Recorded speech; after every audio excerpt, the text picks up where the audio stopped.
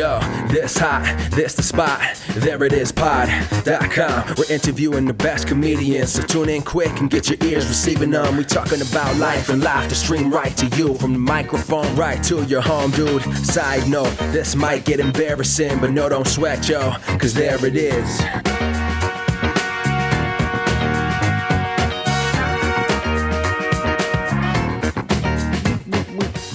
Welcome to the There It Is podcast, a comedy podcast for creators of any variety. I'm your host, Jason Farr. Let's do this. Thanks so much for being here, whether you are a first-time or repeat listener. You can check out all of the previous episodes of the podcast on iTunes or SoundCloud. You can also read up on them on thereitispod.com. We have a blog section. You can also read about comedy. And you can also support us. We have PayPal and Patreon options for you to support us. Very much appreciate that. Listen, we are a legitimate podcast here because we have all the markings. We have PayPal and Patreon and a blog and episodes. You got to have episodes if you're going to be a podcast. Well, we got them. Here's something that's exciting that I just want to share briefly here because we have a fun episode I want to get to. I got cast on a house team at the Magnet Theater. I can't believe it. I love that theater. I just adore it so much. And I'm on a team with people I adore. These are people I've been seeing for a while. I just think they're so funny. I just can't believe I'm on a team with them. And our team name is Pecorino. And we have our first show tomorrow night, Wednesday night, 7 o'clock at the Magnet Theater. Pecorino, before moving here, didn't think I would be on a house team at Magnet, nor did I know about pecorino cheese, and now I do, and it's delicious. Anyway, the Megawatt team, I can't believe it. Magnet is amazing. And I guess that, here's an amazing thing that's happening. I guess what Conan O'Brien said was true. If you work hard and you're kind, amazing things will happen. I guess I worked hard. I guess I've been kind because this is an amazing thing that's happening. So just so thankful to be a part of this. Let's get to today's exciting episode. We have a former CIA operative on, and she's on because she did improv comedy before she joined the CIA. We have so much to just hear from her, and let's just get right to it. Here's my chat with Emily Brandwin. Emily, people can see your bio all over the web. You're all over the place, which is awesome. But for anyone who's unaware of who you are, you were doing improv comedy, and you were, also a theater major in college, and then you became a CIA agent for 6 years. And you actually you started in the disguise department, like a disguise officer? Correct, yes. Which was creating disguises, which I want to talk about later, but eventually you became an actual case officer. Yes. And I just can't think of what better endorsement there is for improv than to say it prepared someone for the CIA. Well, I always tell people that I truly did not have the natural, trajectory into the CIA, because most people who join the agency have wanted to do it since they were in the womb and probably came out doing like the sniper crawl and, that's all they wanted to do. And I like that you said I was, I was into theater. I was a total theater nerd. I lived and breathed it. I did improv comedy and thought this was going to be my life. That was all I wanted. And I did what most theater majors do when they graduate from college. And I moved back home with my parents because that's what we do. And they were eager for me to move out. And my mom was not the typical mom. And so she was a huge spy nut, huge. She found the job for you. She found the job. And so I woke up in the morning and there was a printout on my floor, and first when I started reading it, it was looking for a venture, want to see the world. I thought, oh my God, my parents want me to join the Army. Oh. And I literally I was always picked last in gym class. I was like, this is not going to go well. But I was like, this is truly, I was like, they really want me out of the house. But then I kept reading it, and it was for the CIA. And anybody else would think that was crazy. But if you knew my mom, I was like, oh, yeah, that makes sense. Because every night she would peruse the CIA website for fun. But for you, because that's what she did. Was your mindset, I mean, obviously you weren't like, what the heck, Mom, where did this come from? Because you knew that background of her. But were you also like, oh, really? The CIA? How could I possibly go into that? I honestly only applied because my mom said, if you apply to the CIA, you can live at home rent-free. I heard the words rent-free, and I was like, I'm in. I'll do it. You know, like the average actor and improviser, you hear free anything, and you're like, sign me up. I know. It's like free food, free rent. It's all good laundry. And also, I was like, they're not going to hire me. Literally, like, I do improv comedy at, some regular comedy clubs and like comedy clubs that were like strip bar adjacent, like not the most, you're probably familiar with some of those types of clubs, right? For my stand-up days, I have been in the dingy clubs. I've only like once or twice. I've only been in New York for a year and a half. So the improv world for me is still opening up in a lot of ways when it comes to those sort of stories. Yeah. You're going to have so many exciting stories in like 2 years when we connect. I'll be like, so tell me about those dingy clubs. I literally performed in front of the monkey house at the St. Louis Zoo. Like, literally, my parents were probably like, she needs to get a real job. She literally needs to get a real job. And so I applied, and That's really cool. And before you get more into what the process of applying like, I mean, you were in improv for a while before that. Yeah, absolutely. Where were you studying? I did it in college. I was familiar with it because I had either seen it on TV or seen it in clubs before college.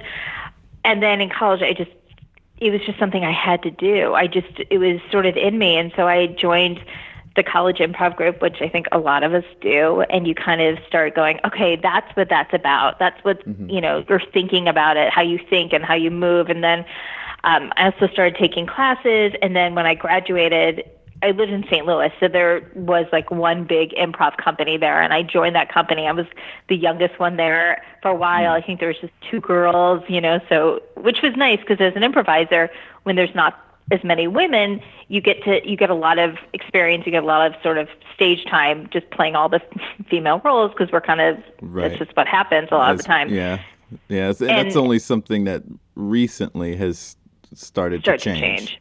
And it needs to. It so needs to change because the comedy's just funnier when everyone's represented, when all these voices are there. Everything is just inherently funnier, and you connect to such a wider audience. And people genuinely play somebody who's like a man playing a woman and does it in a genuine way, or you know, like playing anyone that the improviser is not. That is, I think, more inclusive as well because it's showing acceptance. Absolutely. I just gave you an imaginary high five, but you can't see it because we're not talking in person. But yes, there was an imaginary high five there. I agree with you completely. And so I was doing improv, and it was great because I was still young, and I was but getting a lot of professional improv experience. I mean, we performed a lot because we were the gig in town. So, I had my experience doing comedy clubs and, And where was this? It was in St. Louis. Okay. And so we did it. So you didn't have you weren't in Chicago doing I.O. or L.A. and Groundlings or anything like that?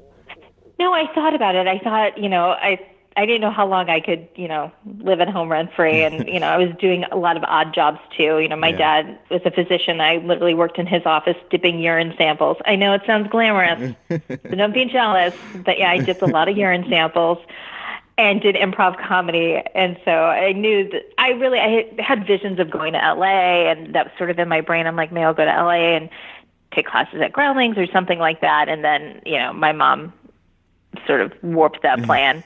Yeah, I understand. Yeah, because that would have been the next step, was you moving to Chicago. Absolutely. Absolutely. I just had to sort of get the guts to do it. The irony is, I tell everybody I was so scared to make that move to Los Angeles. Right. And that I stayed in LA for years. I stayed in St. Louis for, years doing improv, that joining the CIA was just a lot less scary. But wait a minute, moving to LA was more scary than joining the CIA. I'm like, in my mind, it was like a lot less. I'm like, it's a government job. I'll be fine. I'll just go to the CIA instead. What if you had moved to one of the big improv cities? What theater do you think you would have gone to study at? I was young. I probably would have It's interesting because I've now taken classes since I left the agency and, sort of dabbled. I don't know. I did comedy sports here, so it was sort of that very short form game improv, which I love, and I think a lot of us are familiar with it because of Who's Line. Right. I wish I did more long form because I think it's so interesting to see the game inside of the game and to see how that transforms, and I love the thought process and the challenge of that too. I probably would have done Groundlings because I think it's what you know and it's the big name in LA, but I also love the character work that they do too, and I think it's really interesting, and you see these characters that aren't, they're big obviously a lot of the times, but they're not two-dimensional. The reason I think we laugh at them is because there's something, really real at it, and so I think that to me was really intriguing. So I probably would have done that, and then, another short form, I probably would have done like a comedy sports or something else that really specializes in that game, sort of the games, because I love doing that because it's just fun. Like it's immediate gratification when you do short form improv because you get the laughs all the time and you know immediately how you're doing. And I think long form sometimes takes a little more patience and a little more trust in, what you're doing because sometimes it's the long, you have a kind of a wait to get to that big highlight, that big laugh, but when you get it, it's amazing. Yeah, that's really an interesting journey that you had there because... I was going to ask you, what kind of improv do you do? Do you do short form or long form, or what do you do? I've been doing long form exclusively since moving to New York 1.5 years ago, but back home, it was a theater that did both every week. And so I was doing... Every once in a while, I would do short form. I do prefer long form, and that was the team. The teams were mostly long form teams, and I was on a long form team. So, why do you prefer that over short? I think just curious. I'm not one of those people that hates short form, but snob, you short form snob. Yeah, I'm not a snob about it, but I do think that the focus can be in a direction that I am not as interested in sometimes. Like when it's done well, it's just great. But Genius. I think that there are times when someone can take an approach that is just focused on whatever obstacles or things were put on the scene, right? Like if you're supposed to sit, stand, or lie down, it's a lot of times you see that played, and it's only about them sitting, standing, or lying down. It's not a scene.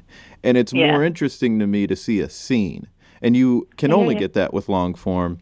And when people do a real scene with short form, and then they have these like crazy things added to it, then it adds another funny layer. But I want to see a real scene first and foremost. So that's why I like long form more. I'm always curious. It's always interesting to talk to people and see, which resonates to them more and why. And it's what I like is that I think people are getting, I think, to know long form more and to understand it because it's such an art in and of itself that's so interesting and challenging. But I love that. And when you see it done well, like we used to go see I.O. here in L.A. and there's some it's just some like phenomenal performance over there. Yeah.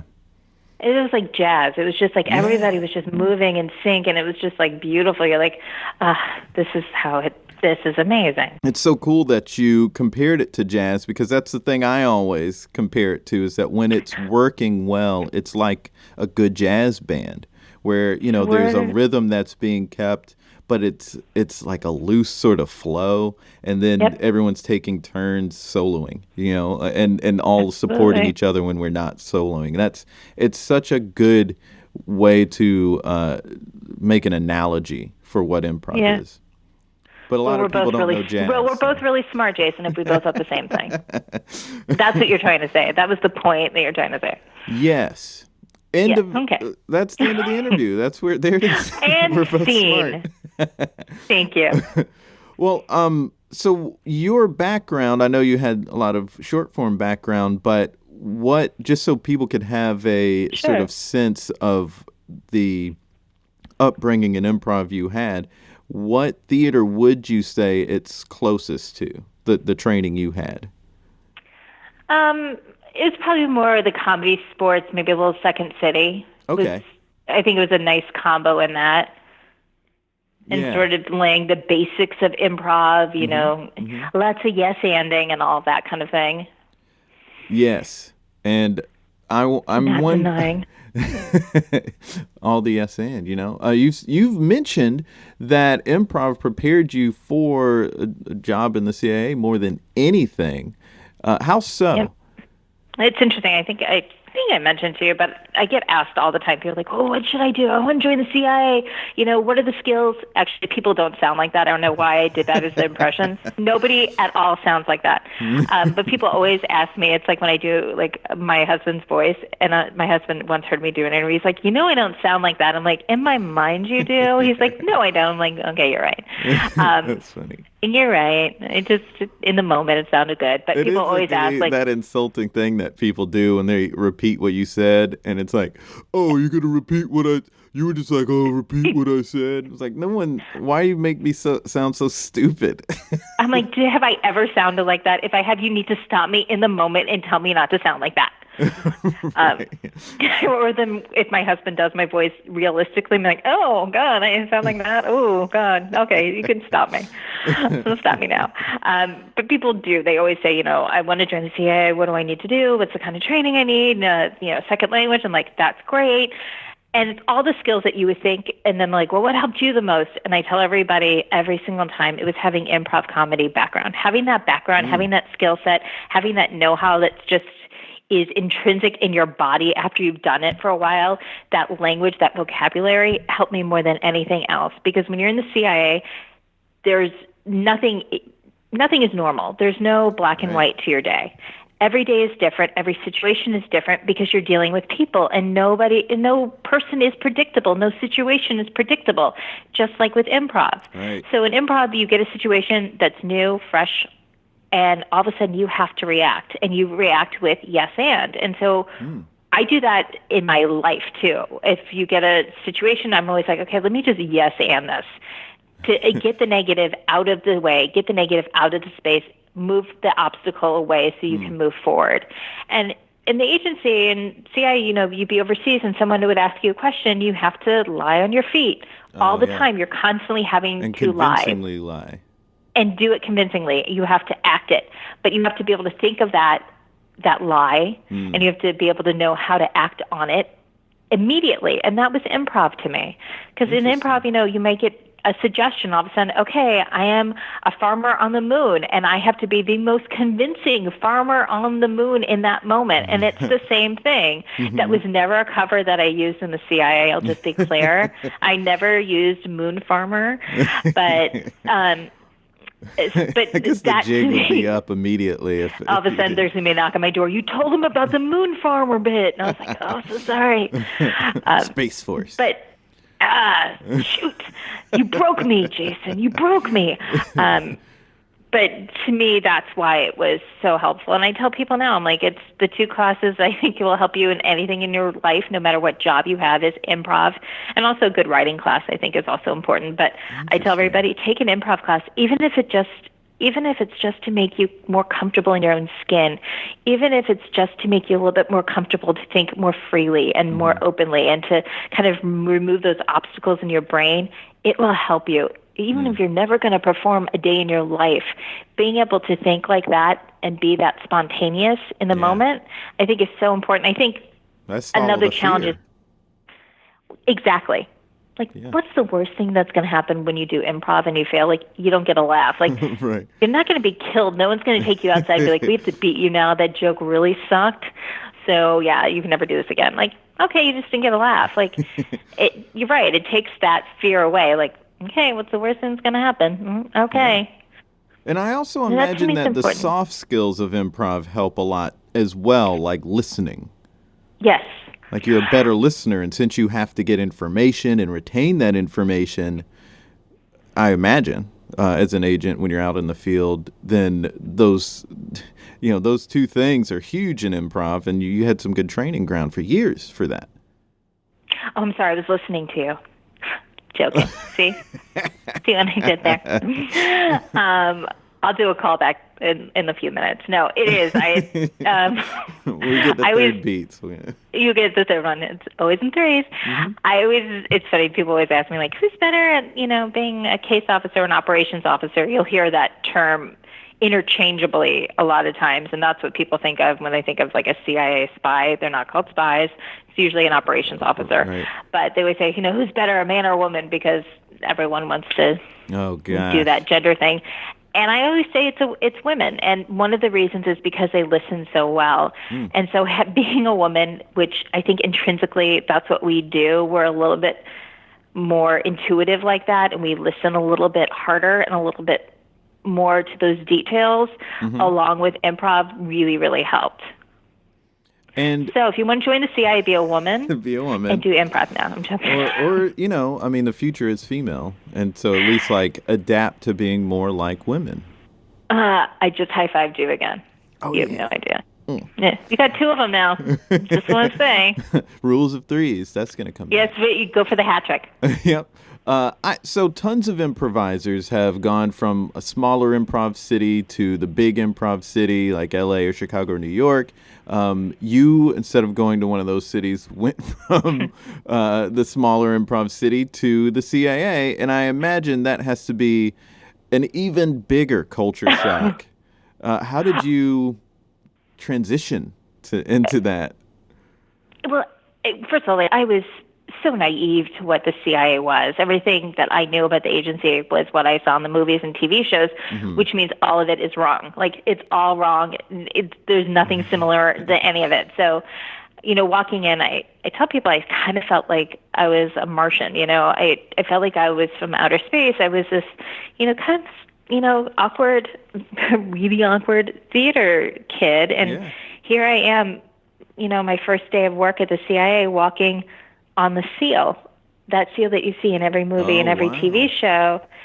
And that's got to be surreal. It was absolutely surreal. I remember feeling motionless. I was standing there, and then I was standing in front of the wall that you see all the time with all the stars, the memorial wall, and every star represents a man or a woman in the agency who lost their lives serving our country. And, that feeling is so unbelievably palpable. And I remember standing there and wanting to walk, but I couldn't walk. It was like somebody was holding my legs to the ground. And I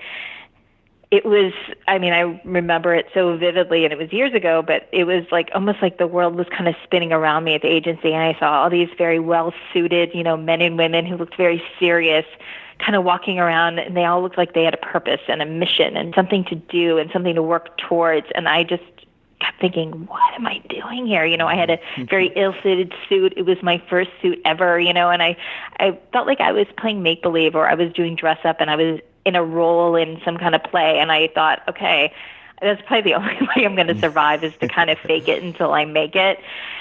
And, it was totally culture shock, because also it's very rule-based. I remember I had a fight with one of my first bosses because I needed to get a signature, and she's like, it needs to be on the cream paper. I'm like, it is cream. She's like, that's off-white. I'm like, what's this? She's like, she goes, this is A. Crew. I'm like, are we debating a J. Crew catalog right now? Like, what, should I get the eggshell color? I'm like, this is absolutely asinine, but that's the government.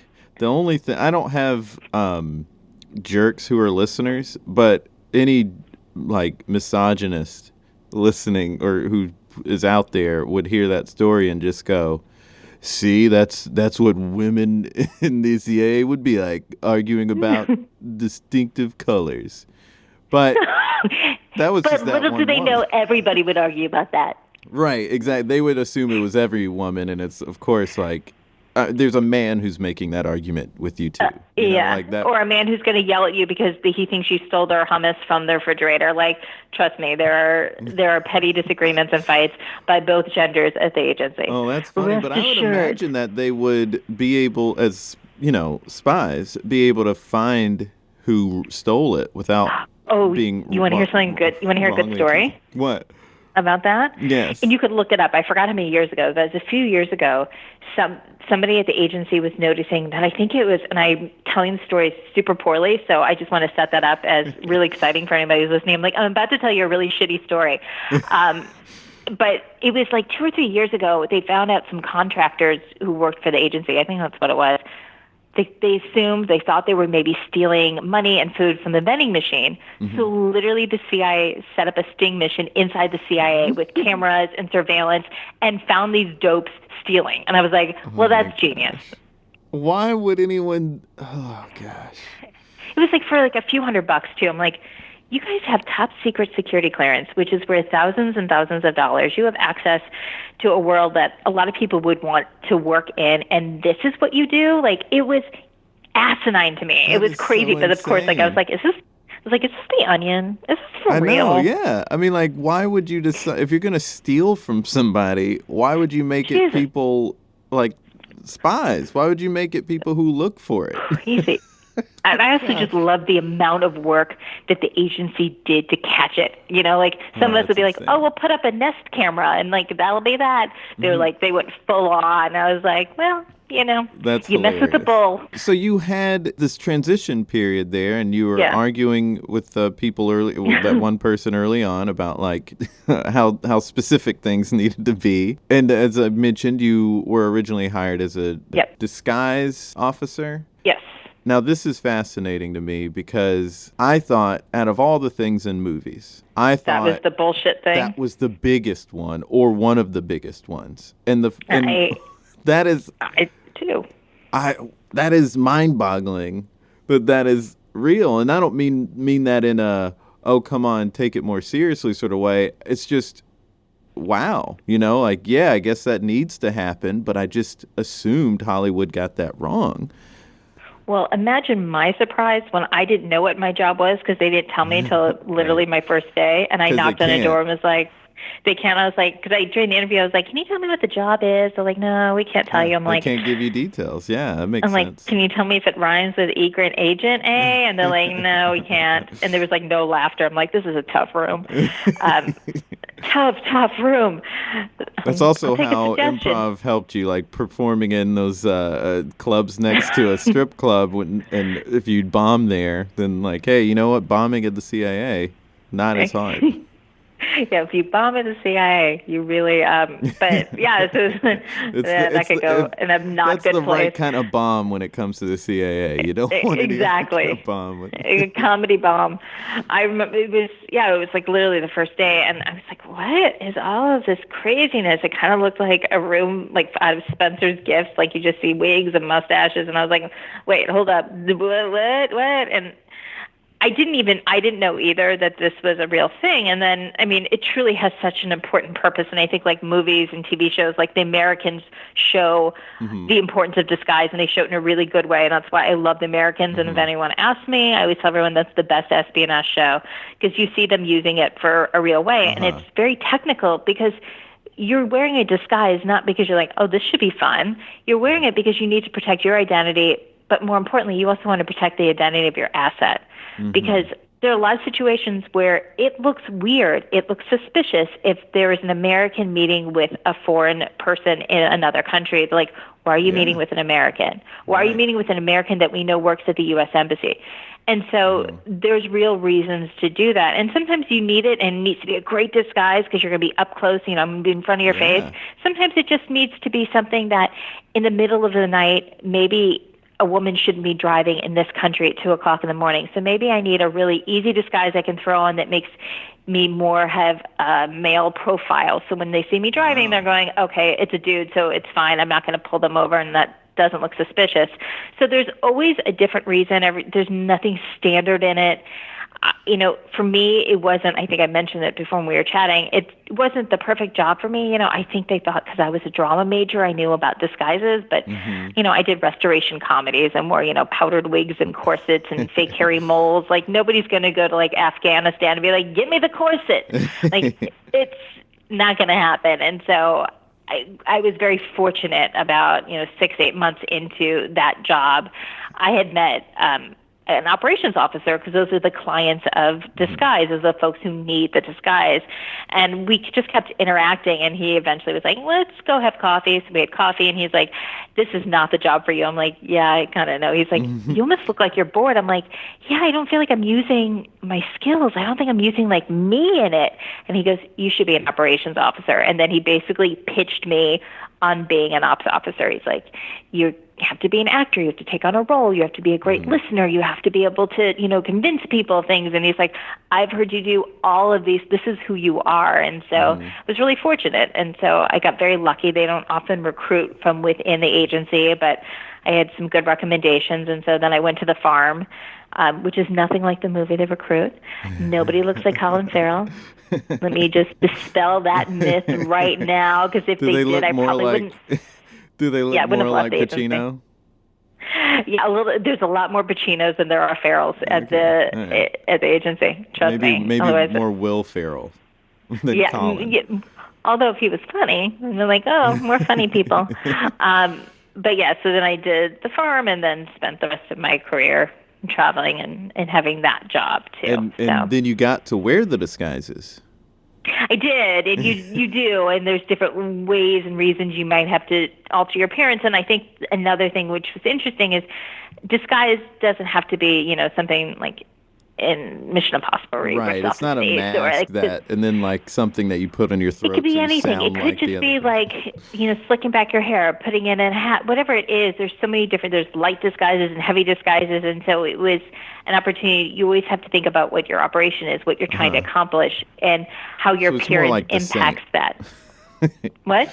I don't know if you've seen this movie called The Saint. It was based off of an old television show of the same name. Val Kilmer's in the movie version, and he wears a lot of disguise. Are you trying to sell me on a Val Kilmer movie? Listen, Val Kilmer is my first. The first time I said someone was my favorite actor, it was Val Kilmer, and I stand by that choice. I think our interview is now over. Oh no! No, I'm joking. I'm sure he's a lovely, lovely human. I shouldn't make any judgment. And he's great in Heat. I mean, I know he's done three movies with 50 Cent, but he's got some good ones too. Some great performances. I feel like he could be primed for a comeback. Well, I mean, didn't he do? What was the comedy he did? Was it Weird? Not Weird Science. He was in Real Genius, which is my all-time Real Genius. Movie. That's right. I did. Movie, and the reason why he's my favorite actor. Okay, well then I forgive you, and we can continue speaking because I do remember loving that. Loving it. And this that was the one with the popcorn in the car, right? Yes, that's Real Genius. Okay. In the house. In the house, that's right. Genius. Loved Top it. Secret is a movie he did that gets along CIA operative type stuff, where he was like a pop singer doing beach music. That's right. And got in spy stuff. And that movie is probably not accurate. Wait a minute. Between you and me, are you the president of his fan club? Nobody will hear this. You really should be. No, I do. I do. Cut to you in your place, like monitoring his site and commenting, sending up T-shirts to his fan. I wish I had the T-shirts. I don't. You have to have something to dream about. You have something to work for. It can happen. It'll happen for me. One day I'll shake his hand. But I am just so fascinated with the fact that I was wondering how elaborate the disguises are. But you are saying like it doesn't have to be. It could just be like slick back hair and a hat and sunglasses or something. It could be anything. I tell everybody there's a phrase that I compare to when your parents would say, because I said so, and it would drive you absolutely bonkers. Mm-hmm. And the CIA, they have a phrase, and it's called, it depends. Because it always depends. There's nothing. Yeah, it just depends on the situation. Depends where you are, who you're meeting, what you're doing, and everything is it depends. And that used to drive me nuts. I'm like, just tell me just because I said so. And it literally it's the same thing. So but that, again, goes back to improv. Let's say someone's out in the field in Russia, and they, like you were mentioning, they don't want to look like an American. I mean, how elaborate would the disguise be? Would there be makeup or is it clothing options? It depends. It depends. Because like Moscow is a different place to work. It's a very hostile area, especially now. Mm-hmm. And truly, truly impossible. So maybe in certain countries you don't even want to meet in person. Maybe you're doing an operational act that isn't meeting your asset. It literally just depends. Because you could be doing something that you don't need a heavy disguise. You just need it just depends. And the job is to get information. Answer. No. It does. I mean, I'm being as honest there as I can. There's only but so much you can say. And then I would have to show up at your place. Right. And be like, right. I said too much. Yeah. No, I'm joking. No. No, yeah, totally. You're like, oh my God, that's a little scary. But No. I just thought it just made me think of a different movie, but not one with Val Kilmer, with John Cusack. Grosse Pointe Blank? Yes. I love that movie. Oh my God, that's my favorite soundtrack ever. Like, literally, I listen to the soundtrack. It is so good. Pete Townsend, David Bowie, it's great. It is. I literally was truly listening to it today. I came back from the gym and I listened to like the first 4 songs over and over and over. Mm-hmm. Anyway, I digress. But yes, your job really is, in the CIA, is to get information. If you're out in the field, you're trying to get information that you need. So yes. It's less about let's get in disguise and meet with somebody so we can secure blah blah blah. Like, you're trying to get information, and that, I think, is something that you're also trying to do in improv. And that's another connection to improv there. When you're in an improv scene, at the beginning, you're just trying to get information. Who am I? Where are we? Who are we to each other? What do I want? And that's a lot of yes and, because someone will say something like, oh, we're in Des Moines. Yes, Des Moines is beautiful, and this. And you're always trying to do that and to add to it and just get the information so you can act, so you can make a decision. And it is similar to that. But that, to me, is also not exclusive to the CIA. It's not exclusive to improv. That's real life stuff as well. And I think that's what we do all the time. We're just more focused on it when we're in an environment like on the stage doing improv. That's why I tell everybody, take an improv class, because that is everyday world. Have you noticed after doing improv that you think differently in just your day-to-day stuff? Yeah, totally. I mean, even if you're thinking about relationships, if you're in an argument, a big way to yes and your partner, if they say they feel a certain way, you may disagree with some of the details about what happened and what led them to feel that way, but you have to say, yes, you feel that way. I understand that, and add some sort of value to it. Yeah, because it is It is how they feel, and you have to say yes to that. You can't say no. That's not how you feel, or that's not how you should feel. So it's improv is touching on a lot of things in everyone's day-to-day life or work life, home and work life. I agree. In large and small ways. We sound like a commercial for improv. Well, yeah. Today is definitely a day of this episode is definitely an improv commercial. Piggybacking on that, I've crowdsourced some questions, so I'm going to. I thought you were going to say we're going to do some crowd work, and I was like, it's going to be a little hard. But I have asked people for questions that they wanted answered. I'll pepper them throughout the discussion.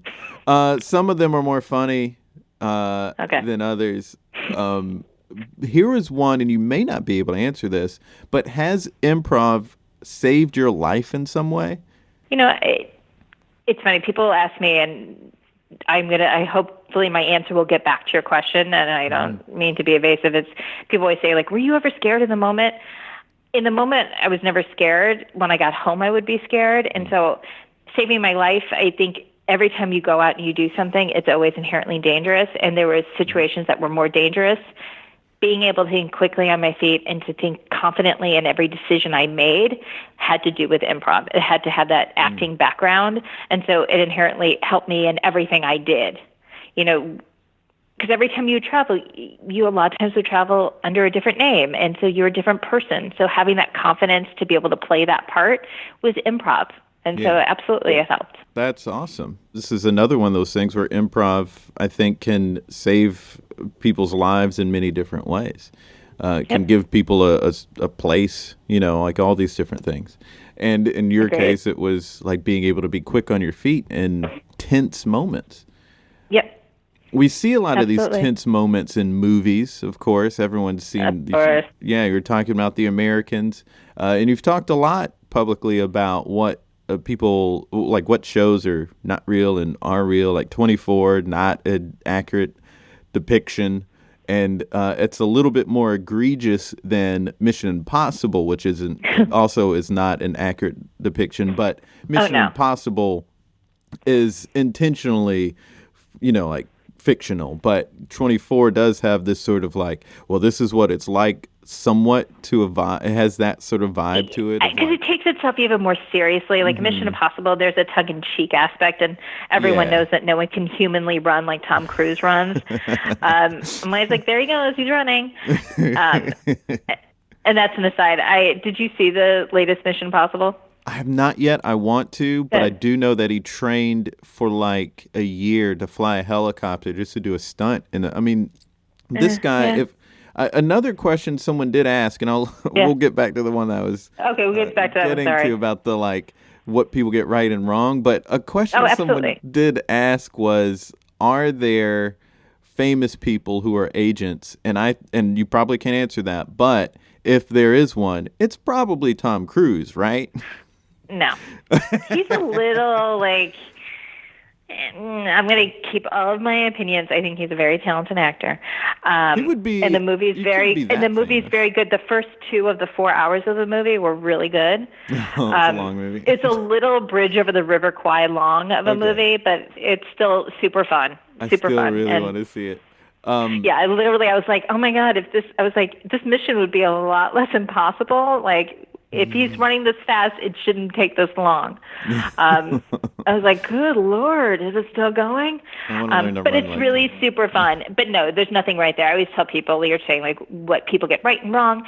What people get right is I always point to The Americans. And one of the reasons why I like it and why I always say this feels very accurate to the Cold War, to espionage, is because one of the creators, who's brilliant and just like a great human, is former CIA. And so he has been able to really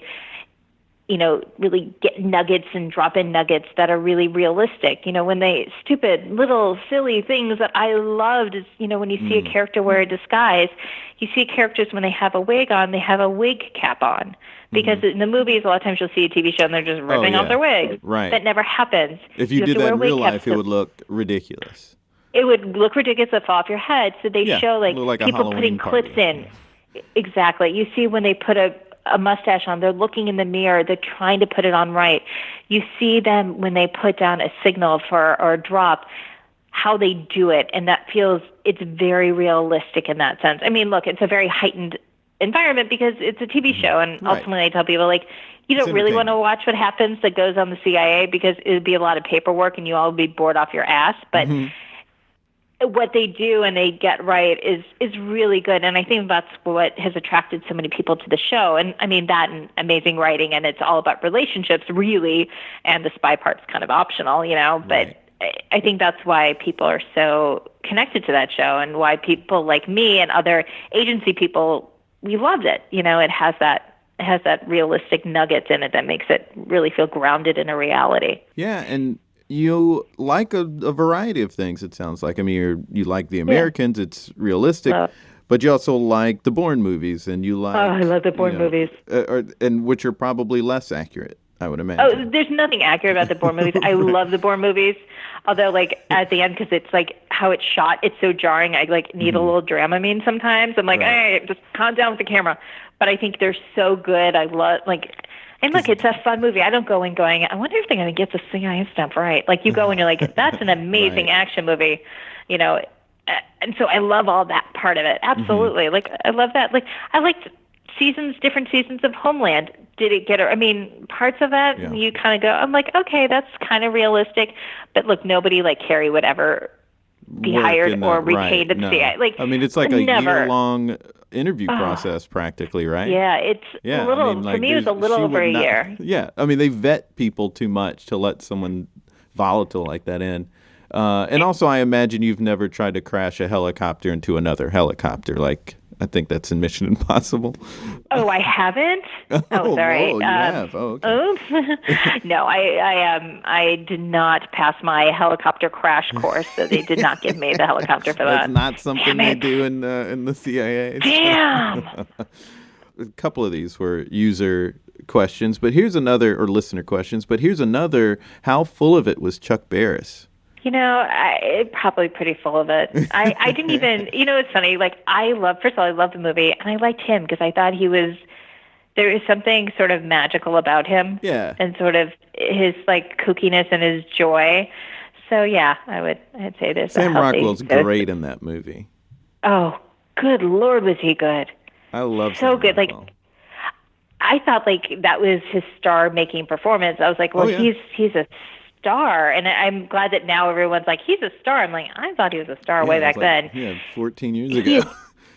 He's all charisma, like and I think that's one of the reasons I was like, I'm just gonna let him be. He's just kind of like, he's just a sweet spirit. I'm gonna find out he did even more things wrong, like agents. Yeah, like look. Yeah, I imagine that would be. I mean, like, I think there's not. Like, no, right. I mean, it's not. Like, there's no famous people running around being I hey, thought it would be a funny movie idea to have someone who's like, movie. Because like movie stars are going all over the world to, release their films, to premiere their films. But they don't need that. At the end of the day, I mean, I get why people say that, and not to like be like harsh anyone's mellow with this. I don't know why I use that phrase. Look, ultimately, your job in the CIA is to blend in and to be anonymous. Exactly. You're supposed to be invisible. And so if you're like, oh, I'm going to jet off to Stade and then go to the Cannes and film festival, like, you're not anonymous. So ultimately, your job is to truly, for nobody to think twice about you. Your cover jobs are usually super boring because you don't want people to go, oh, that's interesting. And for someone like me who used to perform, you're like, I have to be boring? I have to do what? Right. It was a little, you're like, oh, okay, you do that because you don't want to risk an operation. You don't want to risk, your asset, your life, whatever it is. But so, no, famous people don't, because you're ultimately people, you don't want to ever cause attention to yourself. You want to sort of just blend in. So out of celebrities. You want to be scenery. Right, exactly. So out of celebrities who, if they could be in the CIA, the ones who would be maybe better at the job are your maybe Meryl Streeps or Harrison Fords or Tom Hanks, not so much your Tom Cruises or Dwayne Johnsons. Yeah, probably not The Rock. Although he would have been like my favorite. I would have been like, let's do lunch. Is that okay? And then I would have like batted my eyes. I don't know if you've seen the show Barry on HBO, and I know it's not a CIA love the show Barry so much. I can't even tell you. I want Henry Winkler to adopt me. Oh, cool. I think it's an interesting connection here, though, just because, even though it's not a CIA show, because it is somebody who's coming from a world of, not heightened espionage, but just this like danger. A world of danger, yes. And, he did in his job have to be sort of unseen. Like an agent does, or an operative does, and then went into entertainment.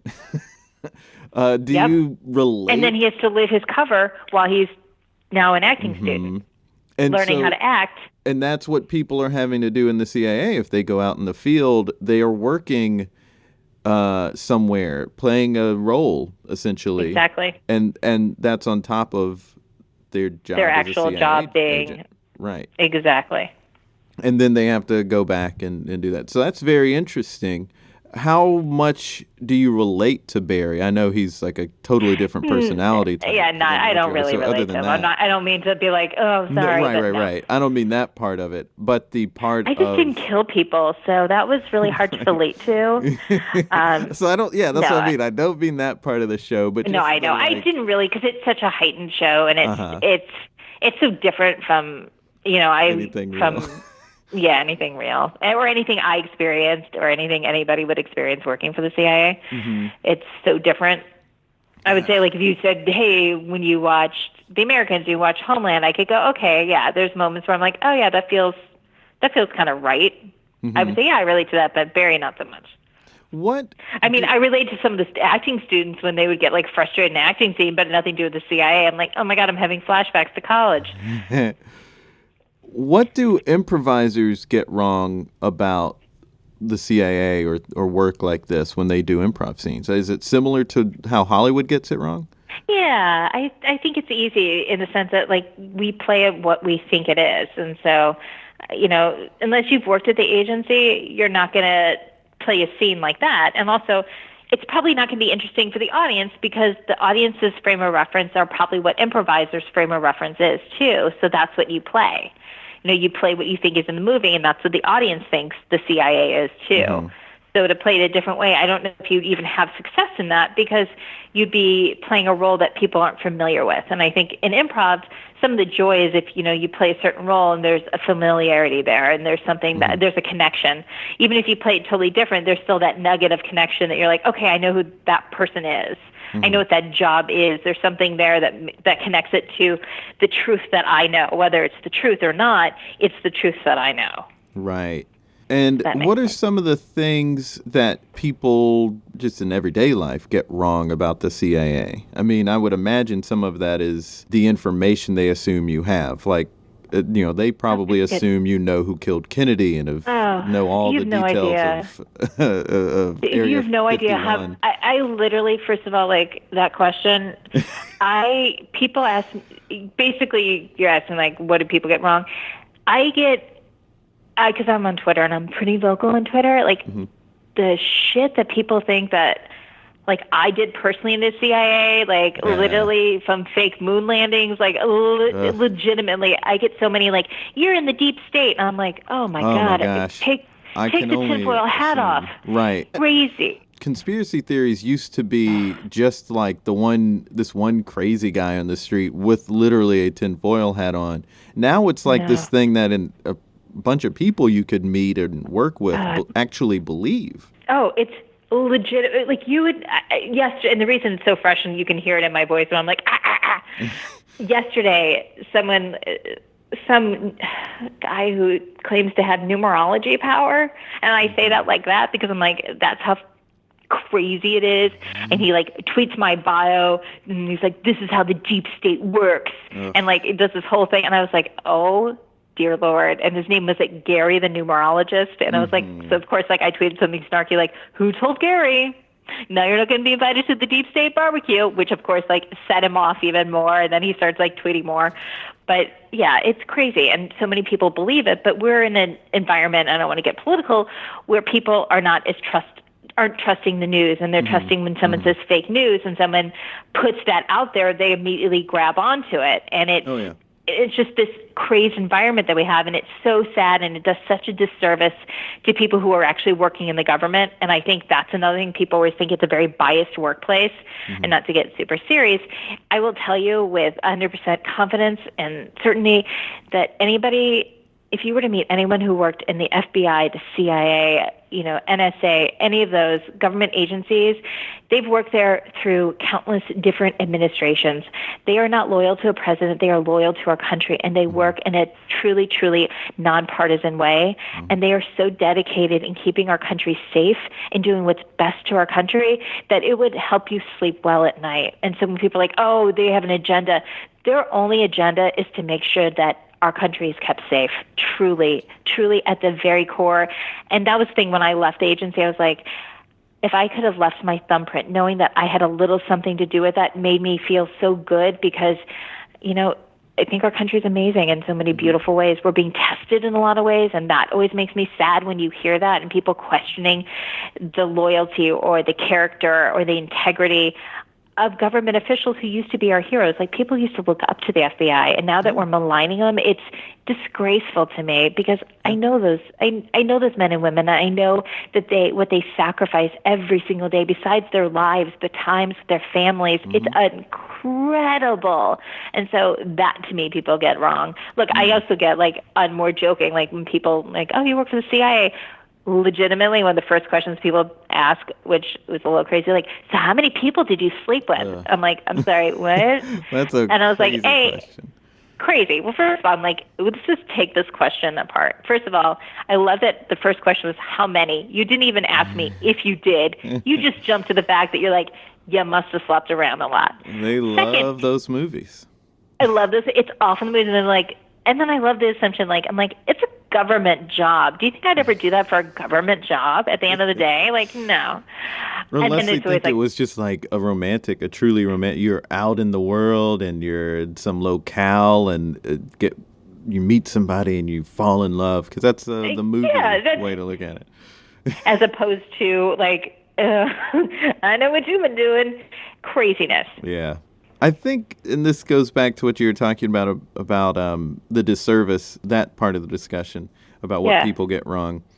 I think some of that comes from people sort of looking at things as an entity, and we know that entities people in these entities have made mistakes. Like, we know history, we know that we know that people have done wrong things.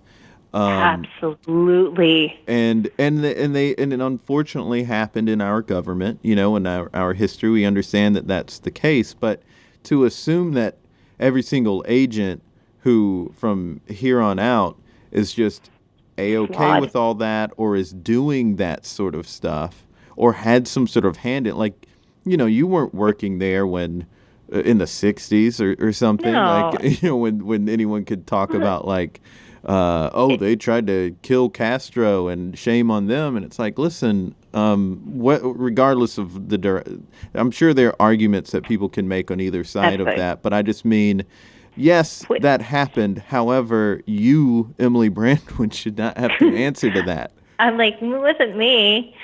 Well, and it's also, I was like, I'm sorry. Like, at the end of the day, the government agencies are made up of people. Yeah. People are flawed. Agencies are flawed. Yeah. The CIA is not a perfect agency, nowhere close. Yeah. But it does try. And FBI, not perfect, but it does try. And it tries to learn from its mistakes, and it tries to be better. And I think what's hard now is one of the things that makes the CIA so great is the diversity that it has, because it needs to. You're meeting people from all over the world. You need to have that viewpoint. So it recruits people who speak different languages or from different, have those different backgrounds. And I get scared now that it's going to scare away that diversity, because that diversity of thought is what makes it special and what makes it effective and what makes any agency or any company, anything, that much better. And so I think, one of the, people I think used to think that it was like the CIA was all white men. And for a while, it was pretty true. There wasn't a lot of women in my class, in my CIA training class. I was the only Jewish woman there. And they're like, oh, you're the diversity. I'm like, that's sad that I'm the diversity. Yeah. But it's changed, and it needs to change. And so I think hopefully that misconception's changing, and I hope that encourages people of different backgrounds, different faiths, different, everything comes together to protect and to serve this country on, what it can be. Yes, absolutely. And right. No, I'm going to step down off my pedestal. It's really high up here, but I just hope, because I think it's a hard time for them now. It's a hard time for the government right now. I think it's a hard time for citizens and the government, and there's so much turmoil, and there's so much like back and forth that's crazy, and it's tough.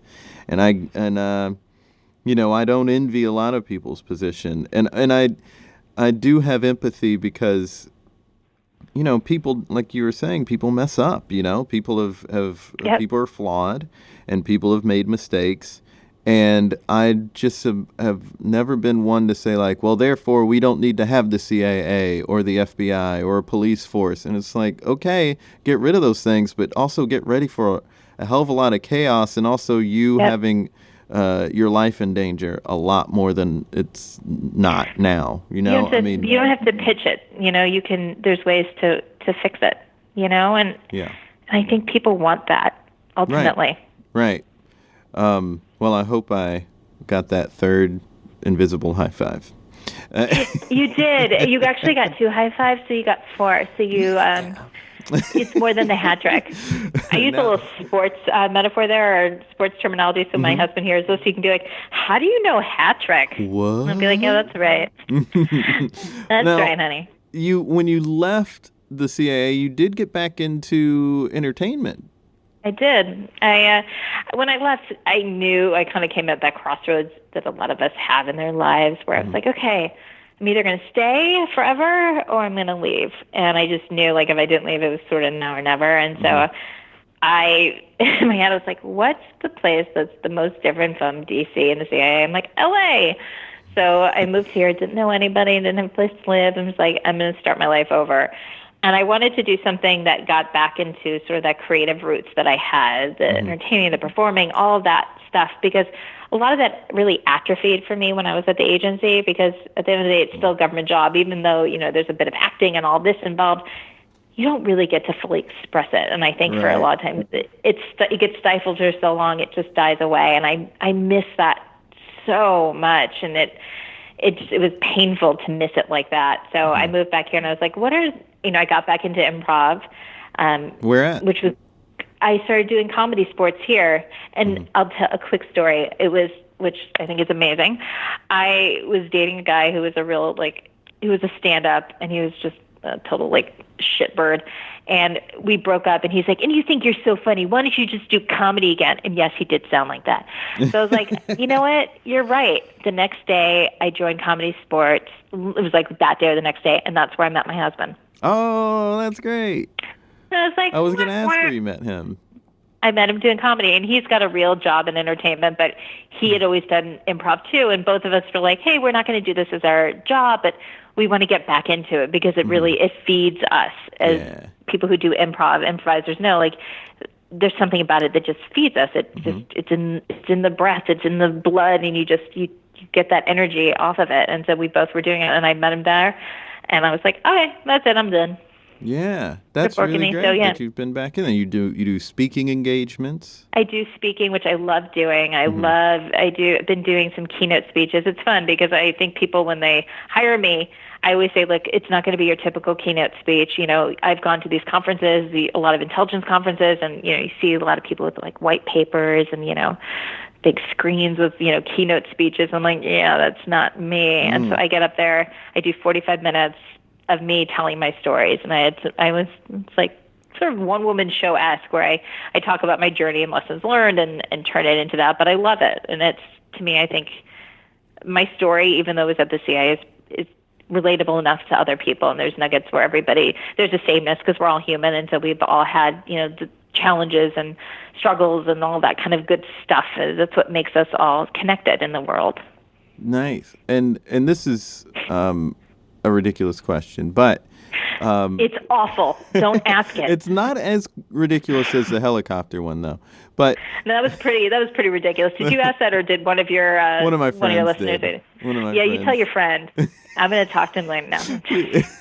I asked it just to make him laugh. But I am curious what theater, if someone was saying, hey, I want to be in the CIA, what improv theater should I go to? What theater would you say it is? Would you say it's Groundling, since they're so focused on character work? I would say UCB. I think that because I think they have a really good basic coursework, and I think it really gets sort of the meat of improv. Groundlings is also really good about that too, where they give you, the core tenets of what it is to do improv, and it allows you to really play at that. So I think both of those would be great. Now, even when people ask me out, not in the agency, but, hey, I want to take an improv class just because I want to be better at work, or I want to take it just because I think I'll be better. Those are the places we always tell people to go. Because I think they're so established. They know their stuff, Yeah, and they're improv theaters in DC. Oh, in DC, yeah. I'm trying to think in DC where I'm sure there's a comedy sports there. I think there's a DC Improv is there. I don't know if they teach improv there. It's been a little bit, but I know there's that. I'd have to look into that. So there are options.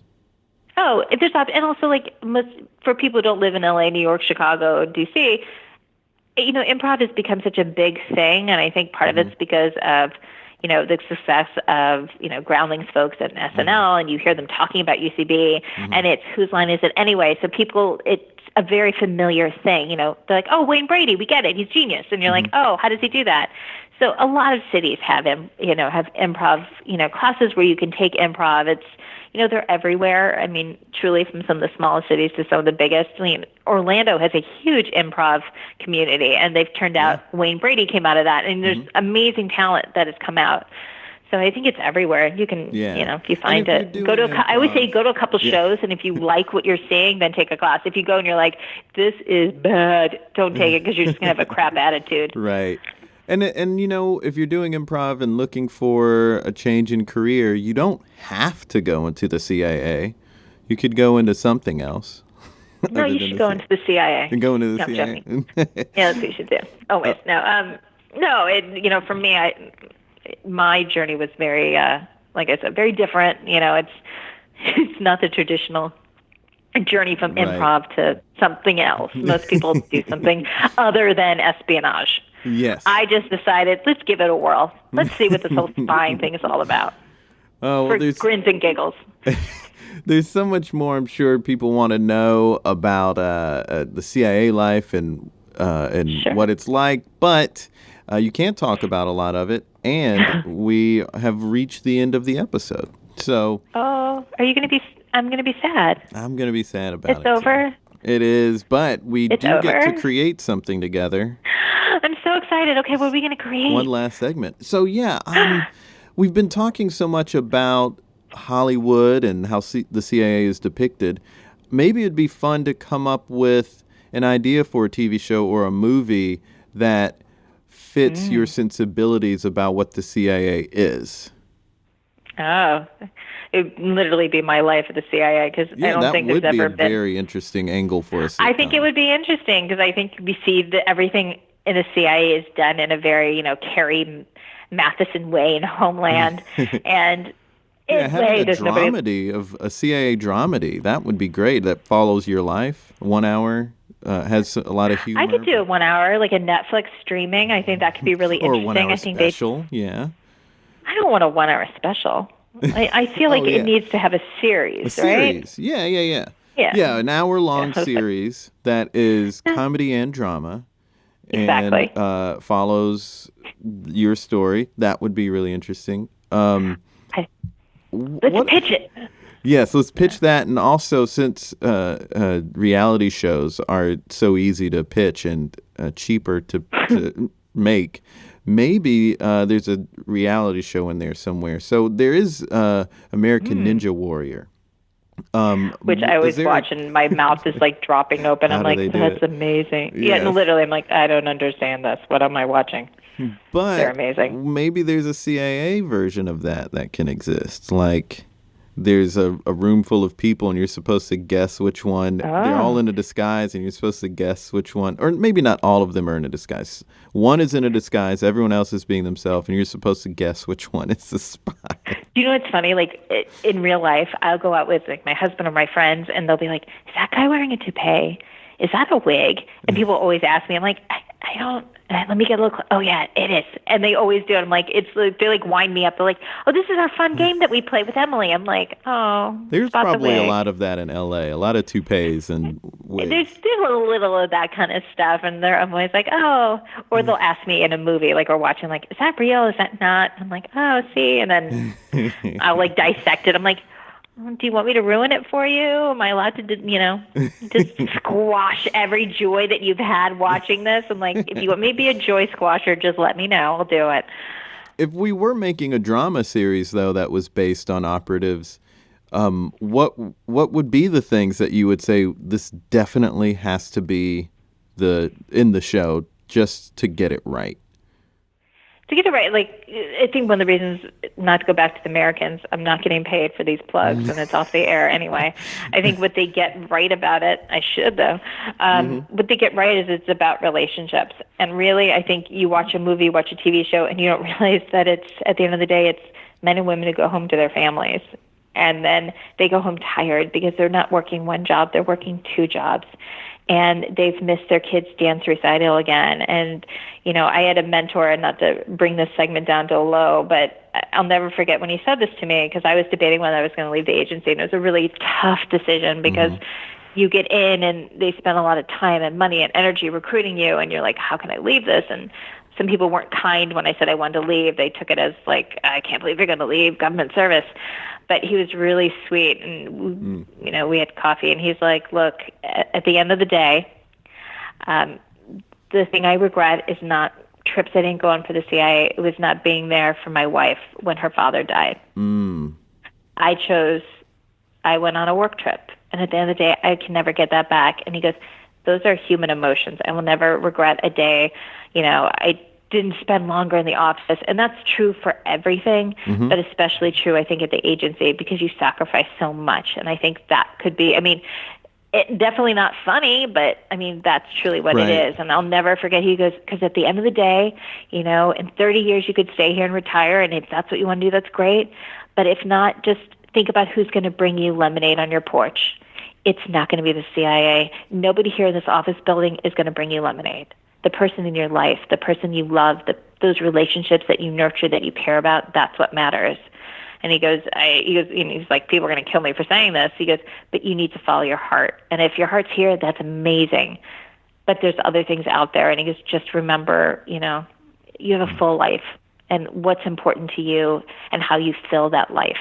And I think those relationships and being a good person, to another person, whatever job you do, and to really nurture those relationships, that's, to me, at the end of the day, that's what's important.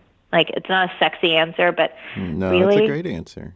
But that's all it is. It's about the people in your world and how you treat them, and how much you want to be with them and to be able to spend that time with them, because that you'll never get back. Those memories, that's the stuff, those are the nuggets of, I'd love to see that show. Life. Yeah, I'd love to see that show. It's about the relationships, which, that's a note that you hear at the Magnet Theater where I'm at, or I.O. So there it is, a commercial for Improv. See, I didn't even mean to do it, but I did it. Yay! Emily, thanks so much for being on the podcast. Oh my gosh, thank you. This was so much fun, and I just so enjoyed talking to you about improv and espionage and all that kind of good stuff. It holds such a special place in my heart, because it's where I got my start, it's where I met my husband, and so I've always have just a huge place in my heart for improv. So I love that you're taking time and you're really sharing your love with it to all these folks out there. She's really great. I hope you enjoyed that conversation. I've had the pleasure to talk to her a couple of times off air, and we had really just fun conversations, and I just think she's a great person, and I really enjoyed having her on the podcast. You can check out more of her stuff on CIAspygirl.com or on Twitter at CIAspygirl. Speaking of Twitter, you can follow us on social media, both Twitter and Facebook at There It Is Pod. You can follow me on Twitter at JasonFarrJokes. Don't forget, you can also go to our website, thereitispod.com. Well, folks, that's today's episode. I hope you enjoyed it. Until next time, be good to each other. The music for the theme song was created by Neil Brooks. The rap was written and performed by Nick Acevedo. The logo for There It Is was created by Jeff Prater. The There It Is podcast is produced by Jason Farr.